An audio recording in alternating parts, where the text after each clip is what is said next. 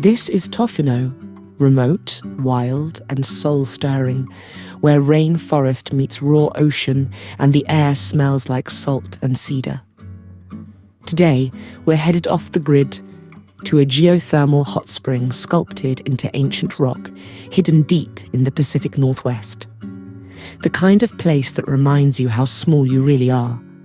Our journey begins at the Tofino Visitor Centre, a simple, welcoming spot where every trip out here seems to start. Inside, the staff hand out more than just maps and ferry times. They hand out stories, tips passed down like family recipes, local secrets if you know how to ask. Not far from the visitor centre, we check into our base for the night, the Tofino Motel Harborview. Nothing flashy. Just clean, quiet rooms with balconies that open up to Clayoquot Sound like a theatre curtain. You get the sense this place was built for people who watch the water more than the Wi-Fi signal. We heard a guest describe it as a postcard you could sleep in. That's about right. Morning mist clings to the boats in the harbour, and the town slowly wakes around you. Tofino doesn't rush, and neither should you. Just down the road is our launch point, Tofino Aquatic Safaris.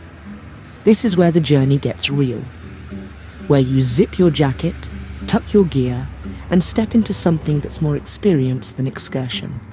It's not just a ride, it's a rite of passage.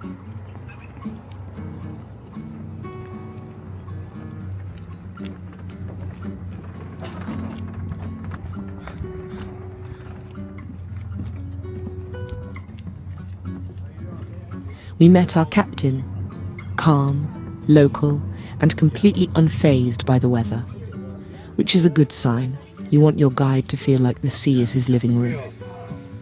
And in these waters, experience counts for everything. The boat is covered, which, trust me, matters. You'll want the option. The Pacific can turn on you. One moment it's glass, the next it's thrashing you with wind and spray. Upstairs on the deck, it's all salty air and slapstick waves. Downstairs, a little sanctuary if you need it. The ride begins. So, has anyone, let me know if you're ready. I'm ready. You good? Okay. Has anyone been to Tofino before? No. Welcome back. First timers? Oh my goodness, for everybody, welcome. I always like to start with this island here on the right hand side. That is Mayor's Island. Mayor's Island.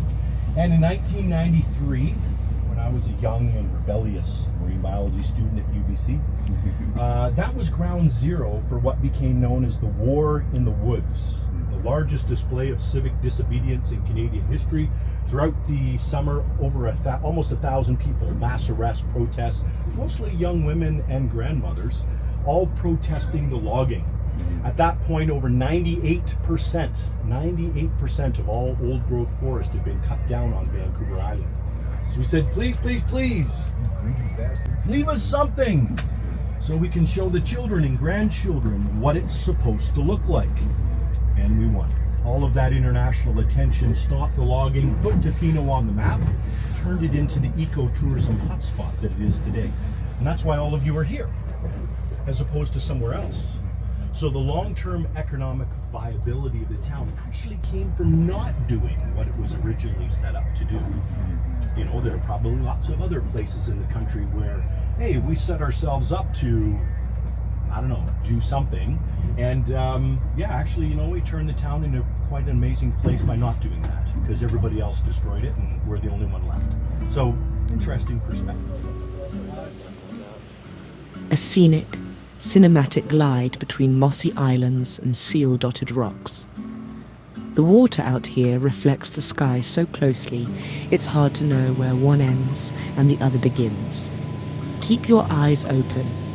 This is sea otter country.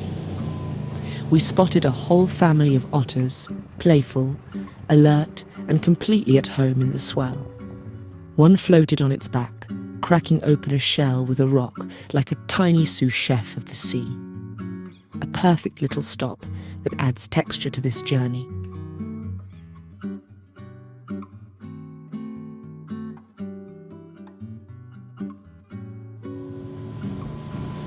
The boat presses forward, past the last outpost of civilization, past cell phone range. The coast opens up and suddenly you're in the full breath of the open Pacific.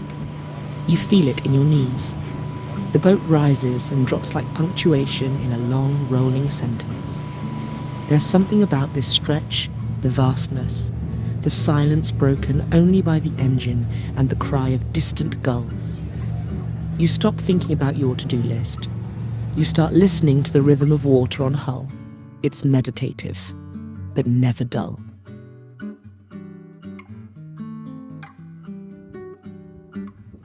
Eventually, the boat cuts its engine and noses into a tiny cove. We've arrived, not quite at the springs yet, but close.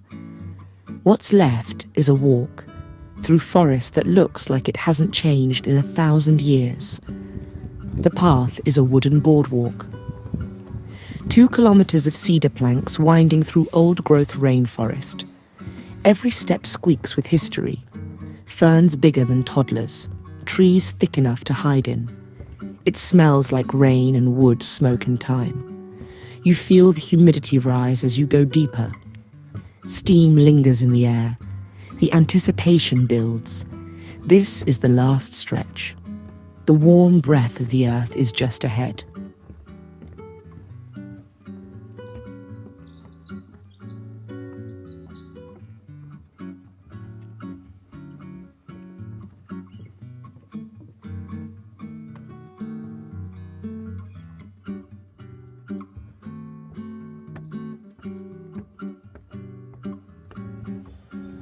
And then you hear it, the hiss of geothermal water trickling into rock pools.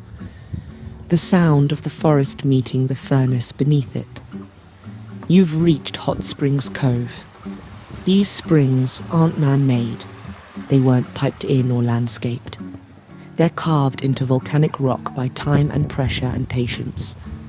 Water bubbles up at over 100 degrees Fahrenheit, cascades down natural steps, and cools just enough for a perfect soak. The water feels like it's healing something older than your muscles. As you slide into the pool, surrounded by rainforest and ocean spray, everything gets quiet, except the wind, except the gulls, except your own breath. This place isn't easy to get to. That's the point. It's a reminder that not everything should be. Some places you earn, some comfort comes with effort. You carry the memory longer because of the journey it took to get there. Around you, people sit shoulder to shoulder in silence. Strangers, but not really. Sharing a moment so rare it needs no narration. The steam curls around your fingers. A raven calls overhead. The forest watches, ancient and amused. It's easy to lose track of time. That's what the best trips do. They remove the clocks, the pings, the distractions. They give you the space to just be, to float, to listen, to remember what stillness feels like.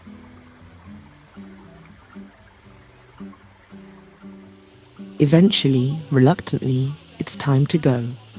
Back through the forest. Back to the boat. But something's shifted. You're a little looser. A little lighter. The water did its work. Thanks for riding along on this wild Pacific soak. I'll leave you now with the sounds of the forest, the steam, and the water against stone. So if you're ever out this far west, remember this: the best places don't shout, they whisper. Through misty forests, drifting tides, and the quiet steam rising off ancient stone. This wasn't just a soak in hot water.